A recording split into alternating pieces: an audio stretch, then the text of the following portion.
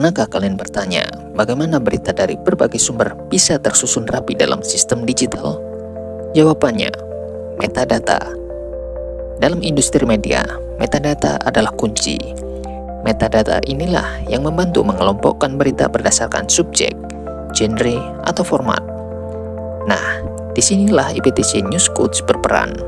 IPTC mengembangkan kosakata metadata terstruktur yang digunakan oleh kantor berita besar seperti AFP, AP, dan Reuters. Dengan Newscodes, semua berita bisa dikategorikan dengan standar yang seragam di seluruh dunia. Tapi, bagaimana caranya Newscodes membuat semuanya lebih terstruktur?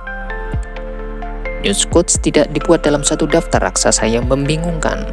Sebaliknya, IPTC membaginya ke dalam kategori khusus, seperti media topics untuk klasifikasi subjek berita, genre untuk menentukan jenis konten, peran produksi untuk mengidentifikasi siapa yang berkontribusi dalam konten, kodek video untuk menyatakan format teknis sebuah file. Ini membuat sistem lebih efisien dan mudah digunakan oleh berbagai organisasi media. Lalu, bagaimana cara menggunakan Newscodes dalam produksi berita?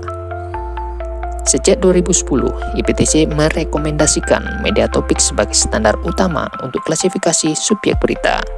Bagi yang masih menggunakan sistem lama, ada alat konversi agar bisa berpindah dengan mudah. Newscodes digunakan oleh berbagai kantor berita besar, bahkan menjadi standar di negara-negara Skandinavia seperti Swedia dan Norwegia.